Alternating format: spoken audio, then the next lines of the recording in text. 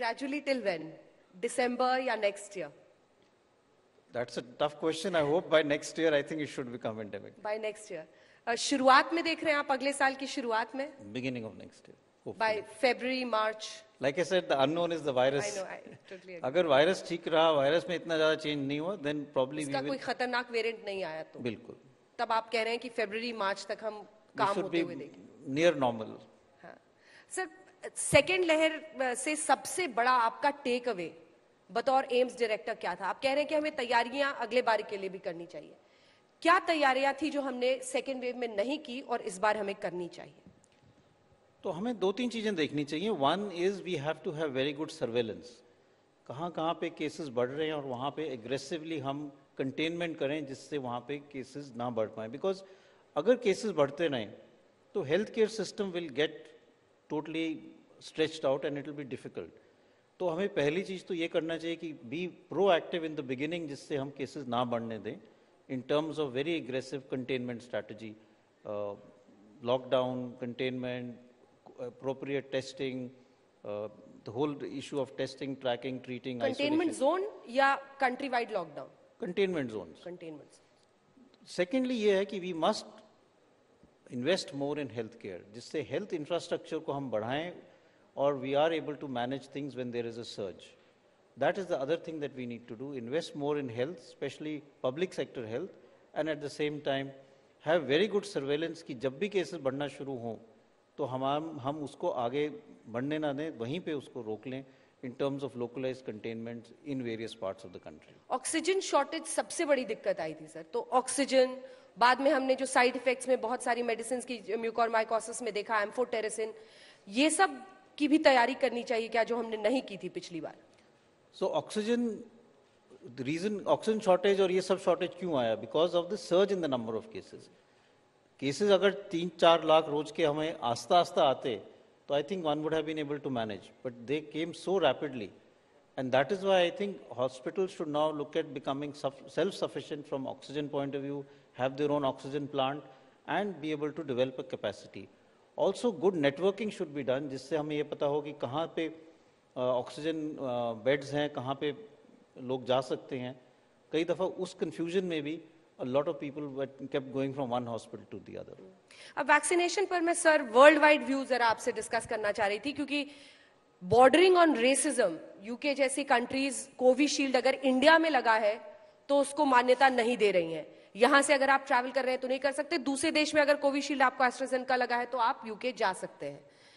ये क्या रिफ्लेक्ट करता है? एज अ हेल्थ प्रोफेशनल आप क्या सोचते हैं इसके बारे में कि इंडिया और कोविन पर अगर वो सवाल खड़े करते हैं तो मेरा ये मानना है कि ये बहुत गलत है. वैक्सीन जो की रिसर्च हुई स्पेशली कोविशील्ड की, वो यूके में हुई, यूके में ही कैम्ब्रिज में बनी. वो यूके में बनने के बाद उसी को एस्ट्राजेनेका ने सीरम इंस्टीट्यूट को लाइसेंस दिया बनाने के लिए. उन्होंने उनका वैक्सीन का मैन्युफैक्चरिंग इंडिया में अपनी ही वैक्सीन वहाँ बनवाई. और ऐसा नहीं है कि सीरम इंस्टीट्यूट पहले वैक्सीन नहीं बना रहा था. India was making vaccine for the world. 60% of global vaccine before covid for children and pregnant women are made in India and are exported across the world. तो ऐसा नहीं कि नया वैक्सीन प्लांट था. So you have a company which is in India making the same vaccine जो UK में research हुई, UK की कंपनी ने उनको लाइसेंस दिया बनाने के लिए, और जब वो मार्केट में आ रही है तो आप उसको एक्सेप्ट नहीं कर रहे हो. So this seems a little bit paradoxical in my mind, and I think it is wrong. And if we have to go back and start vaccinating the world, तो जो vaccines India में बन रही हैं, वो ही दुनिया में ज़्यादा चलेंगी. Those are the vaccines which we can give to most of the world, because वो 2 to 8 degrees temperature में रखने की ज़रूरत है. Cold chain maintain करना आसान है. Vaccine delivery is easier, and we have shown in our country that it is possible to do it, even in developing countries like India. Therefore, the vaccine which will actually go to most of the world will be Covishield and Covaxin. और इस India ने फिर TET for tat करते हुए UK citizens के लिए rule change कर दिया है कि आप भी यहाँ पर आएंगे तो 10 डेज आपको क्वारंटीन करना पड़ेगा. वर्ल्ड वाइड आपको लग रहा है एक वैक्सीन को लेकर एक अलग सी लड़ाई ट्रिगर हो रही है देशों के बीच में? Which is unfortunate. I think अगर हमें एक पैंडेमिक से लड़ना है which is not looking at boundaries, Covid is not look कि भाई चाइना में हूँ मैं, या यूके में हूँ, या यूरोप में हूँ, या इंडिया में हूँ. डेल्टा अगर हम देखें सब जगह फैला, अल्फा यूके से स्टार्ट हुआ, सब जगह फैला है, तो virus is spreading all over the world. Therefore, there has to be a combined effort by everyone to fight the virus. By having vaccine nationalism and not doing all of this, we are actually promoting the spread of the virus. अगर हम ऐसी चीज़ें करेंगे तो फिर यही होगा कि कुछ एरियाज में वैक्सीन इनइक्विटी रहेगी, और वहाँ पे अगर वैक्सीन नहीं लगी और वायरस मल्टीप्लाई करता रहा, तो the more the virus replicates, the more the chances of mutation happening. And the more the chances of mutation happening, the more the chances that the virus will develop immune escape mechanism against the vaccine. तो जहाँ पे vaccine लग रही है उनकी efficacy तब वहाँ जाके कम हो जाएंगी. अब आम लोगों से जुड़े हुए कुछ सवाल पूछ लेते हैं क्योंकि हम अंत की तरफ बढ़ रहे हैं सर. हेल्थ कमांडोज कैसे हमारे दर्शक, हमारे लोग बने, उस पर फोकस करते हैं. बच्चों को लेकर बहुत चिंता हुई लोगों को कि थर्ड वेव में बच्चों को खास तौर पर खतरा होगा. उसके बीच में ये सवाल आया कि स्कूल्स को खोल रहे हैं. कई जगह यूनिवर्सिटीज नहीं खुली हैं लेकिन स्कूल्स खुल रहे हैं. उस पर आपका क्या नजरिया है?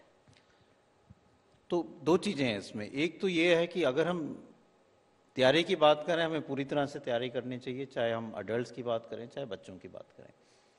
अगर हम बच्चों में देखें तो मेजॉरिटी जो डेटा है हमारी कंट्री से भी और बाहर के देशों से भी, covid is a mild illness in children. Children में कोविड में it is not causing severe illness as we are seeing in adults. अगर हम अपना भी डेटा देखें तो एडमिशन हमारी जो पीडियाट्रिक्स में हुई, बच्चों में जो हुई, वो उन बच्चों में ही हुई जिनको कोमॉर्बिडिटीज थी, कीमोथेरेपी पे थे या स्टेरॉइड्स पे थे या कुछ और इश्यूज थे, सेकेंडरी इन्फेक्शन भी कई. हाँ, secondary infection, morbid obesity. Healthy children में covid was causing very mild illness. और वो सीरो सर्वे के डेटा में भी प्रूव हुआ. जो बच्चों में सीरो सर्वे का डेटा हुआ उसमें 50 to 60% of children had antibodies. इसका मतलब उनको माइल्ड इन्फेक्शन हुआ और वो ठीक हो गए. तो that is very reassuring. So I think therefore we should be reassured कि बच्चों में इतना सिवियर इन्फेक्शन नहीं होगा. There was a fear that children will get mild infection but they will carry the infection to their homes, और वहाँ पे अगर कोई बुजुर्ग है या कोमॉर्बिडिटी वाले लोग हैं उनको ज़्यादा इन्फेक्शन हो जाएगा. लेकिन हम अडल्ट्स को वैक्सीनेट कर ही रहे हैं, तो that is also a good sign. The other thing is that 1.5-2 साल से स्कूल्स बंद हैं, and that is affecting children's education. And I think school is not only about teaching children or on an online platform. It is about interacting with your teachers, interacting with your friends, social development, character building, some degree of other activities. और कुछ ऐसे बच्चे हैं जिनको who are not tech savvy, they don't have computer or they are not able to go on to the internet. तो उनकी तो पढ़ाई बिल्कुल छूट गई है 1.5 साल से. तो इसलिए physical classes is important. It is a risk benefit analysis and I think the benefit is much more. The risk based on the current data is very low. Therefore मेरा मानना है कि स्कूल हमें खोलने चाहिए, but we should be very vigilant. अगर किसी area में केसेस बढ़ते हैं, we can always close down the